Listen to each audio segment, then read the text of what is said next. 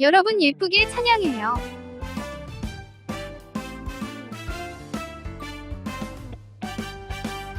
왕이 들어오신다. 함께 찬양해, 함께 기뻐해. 마음 다해 온몸으로 우리 왕 하나님을 찬양해. 빰빠바바바바밤 나팔을 크게 불어서 딩딩가딩가딩가 비파와 수금을 타며 헤이! 노래하며 춤추며 함께 찬양해, 함께 기뻐해. 마음 다해 온몸으로 우리 왕 하나님을 찬양해.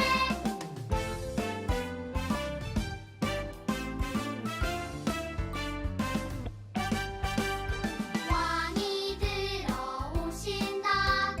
함께 찬양해, 함께 기뻐해. 마음 다해 온몸으로 우리 왕 하나님을 찬양해. 빰빠바바바밤 나팔을 크게 불어서 딩딩가딩가딩가 비파와 수금을 타며 헤이! 노래하며 춤추며 함께 찬양해, 함께 기뻐해. 마음 다해 온몸으로 우리 왕 하나님을 찬양해, 우리 왕 하나님을 찬양해.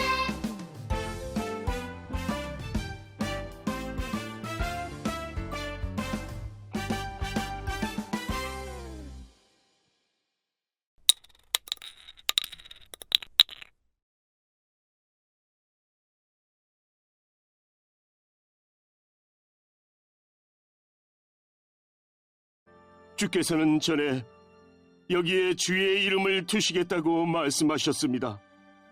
그러니 밤낮으로 이 성전을 지켜봐 주십시오. 이 성전을 향해 기도드릴 때에 그 기도를 들어주십시오. 내 기도와 주의 백성 이스라엘의 기도를 들어주십시오. 우리가 이곳을 향해 기도할 때에 그 기도를 들어주십시오. 주께서 계시는 하늘에서 들어주시고 용서해 주십시오. 어떤 사람이 이웃에게 죄를 지으면 이 성전의 제단으로 나오게 될 것입니다. 그런데 그 사람이 자기에게는 죄가 없다고 맹세하면 하늘에서 그 맹세를 들으시고 판단해 주십시오. 죄 있는 사람에게는 그가 이웃에게 고통을 준 것만큼 고통을 주시고 올바른 사람에게는 죄가 없음을 밝혀주십시오. 이제 설교 시간이에요. 주신 말씀을 가슴 속에 새기면서 들어볼까요? 할렐루야! 아빠와 자녀가 함께하는 아잠 예배 오신 여러분 환영합니다. 주의 이름으로 축복합니다. 네, 오늘 말씀은 내 집은 만민이 기도하는 집이다 라는 주제로 함께 말씀을 나누고자 합니다. 역대하 6장의 말씀은 솔로몬 왕이 성전을 건축을 끝마치고 이스라엘 백성들과 함께 하나님을 찬양하고 또 하나님 앞에 기도드리는 내용이 기록되어 있습니다. 솔로몬의 아버지인 다윗 왕이 소원하였던 이 성전 건축이 다윗의 때가 아닌 솔로몬의 때에 하나님께서 건축을 이루어 가시게 하신 것입니다. 무소부재하신 하나님이라는 이야기를 들어본 적이 있나요? 이 무소부재라는 뜻은 없는 곳이 없이 어디에나 계시는 하나님이라는 이야기입니다. 그러니 어디에나 계시는 하나님이라는 말씀이죠. 그래서 하나님이 안 계신 장소가 없지만 없는데 이것이 마치 이 지구상에 공기가 없는 장소가 없는 것처럼 어디에 가든지 어떤 곳이든지 공기가 있어서 우리가 숨을 쉴 수 있듯이 하나님께서는 어디나 어느 곳에나 존재하신다라는 것을 말할 수 있습니다. 그런데 왜 성전을 건축하였는가? 또 성전이 어떤 존재이며 성전을 우리는 얼마만큼 소중한 존재로 바라보아야 하는가에 대해서 함께 나누고자 합니다. 하나님은 성전에만 계시는 그런 성전에만 국한되시는 하나님이 아니십니다.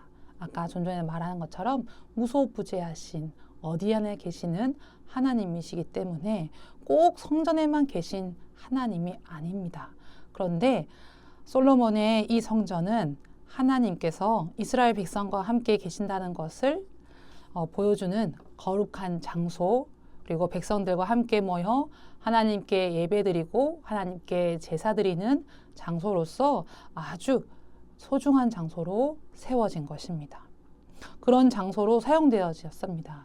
그 전에는 이 성전이 천막이나 이런 초라한 모습으로 있었는데 그것에 대해서 마음 아팠던 다윗이 이렇게 하지 말고 정말 견고하게, 웅장하게, 아름답게 건축을 하여서 성전을 짓자라고 생각했던 것이기 때문입니다.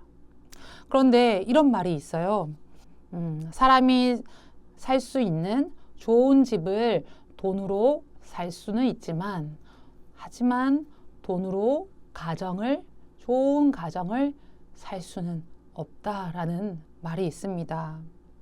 그런 것처럼 아무리 거대하고 웅장하고 또 아름다운 건축이라 할지라도 그보다 더 중요한 것은 그 안에 품고 있는 본연의 의미, 본질에 대해서 더욱 귀하게 생각해야 되고 그것에 대해서 우리가 지켜나가야 된다라는 것입니다. 돈으로 가정을 살 수가 없듯이 말입니다. 성전은 아름답게 만들기 위한 건축물이 아니라 하나님과 백성 사이에 온전한 회복의 관계를 지속함에 그 의미가 있습니다. 하나님과 친밀한 교제를 가져오는데 그 의미가 있는 것입니다. 지금 시대의 이 성전에 대해서 이야기를 한다면 교회라고 할 수 있겠죠. 또 혹은 가정이나 혹은 우리 몸 자체를 하나님께서 거룩한 성전이다 이렇게 말씀하셨습니다.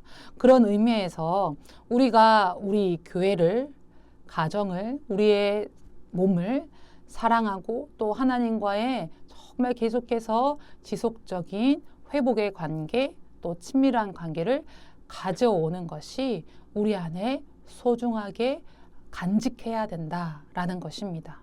공동체가 그것을 위해서 함께 힘써 나가야 한다. 그런 것이죠. 그러기 위해서 오늘 말씀에는 기도에 관해서 말씀하고 계십니다. 20절 그리고 21절 말씀인데요.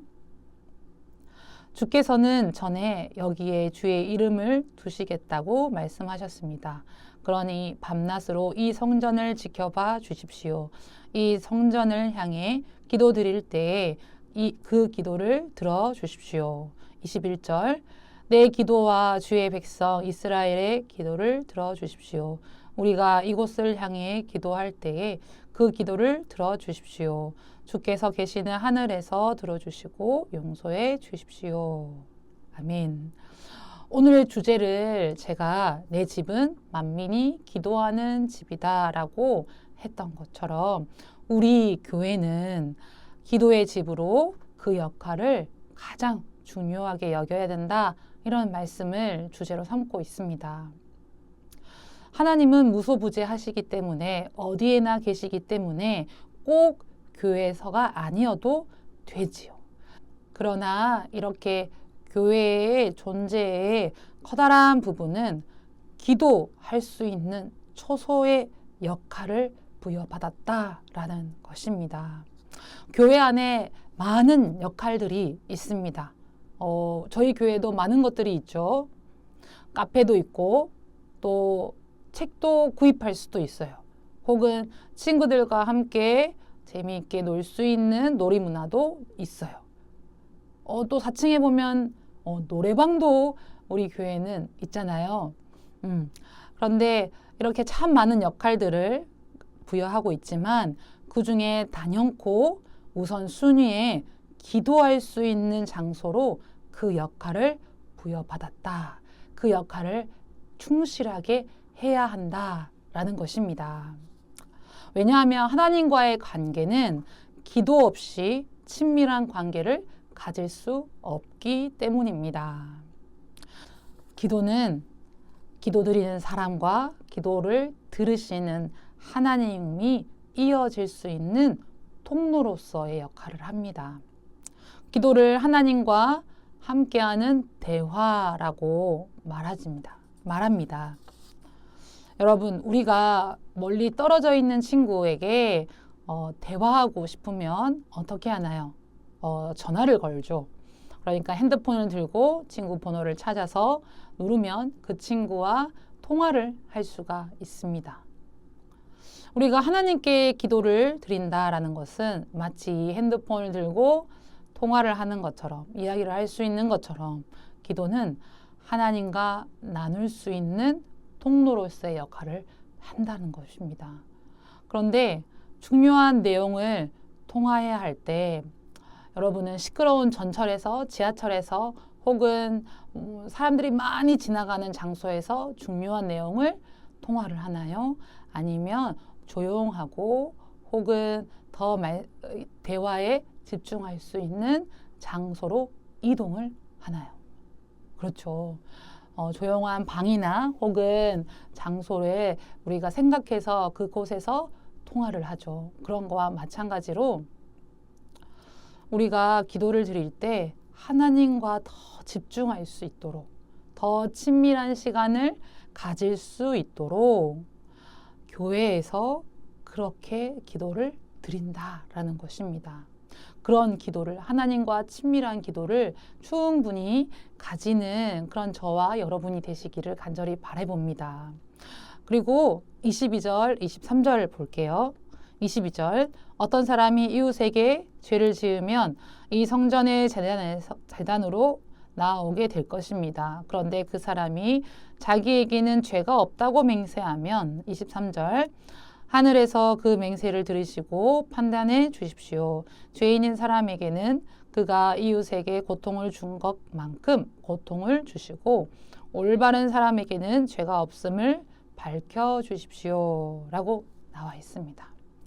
죄를 지은 사람, 그러니까 잘못한 사람에게 대해서까지 우리는 이 말씀을 통해서 본다면 판단을 우리가 형벌을 내리는 판단자가 아니라 기도를 들으시는 하나님께서 그 판단을 해주세요 라고 말씀에 나와 있습니다.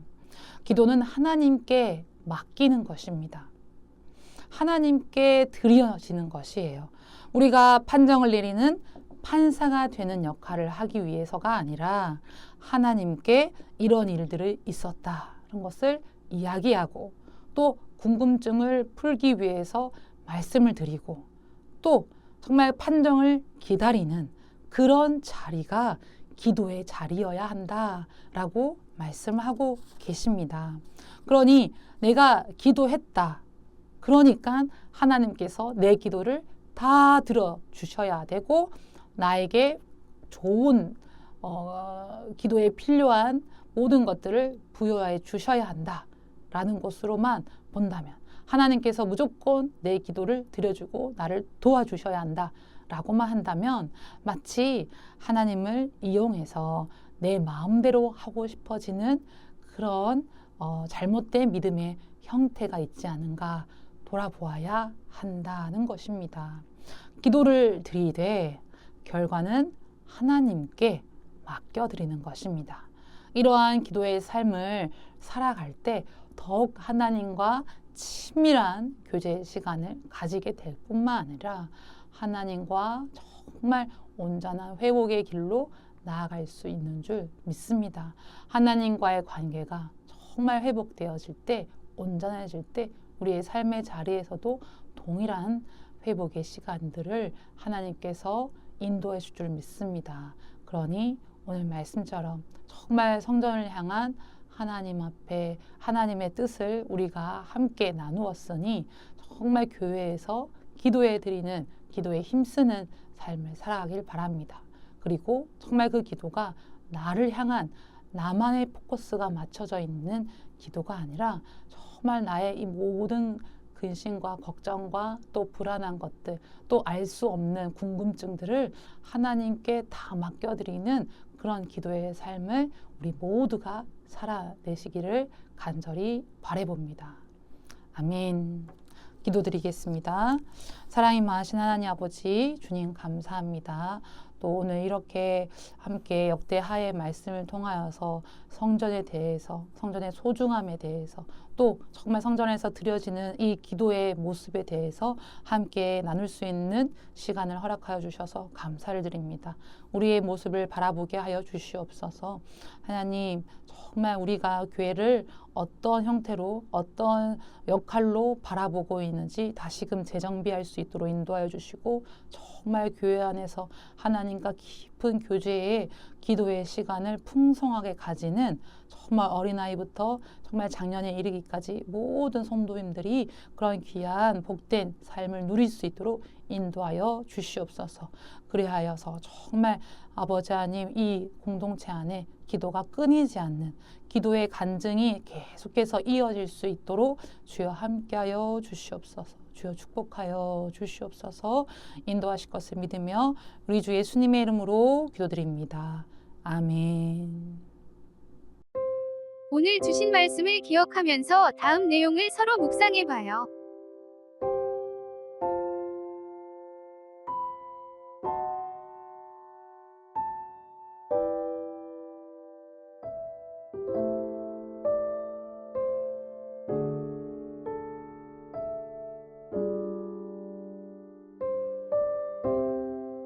이제 주님께서 주신 기도로 예배를 마치겠습니다. 정성껏 마음 모아 기도합시다.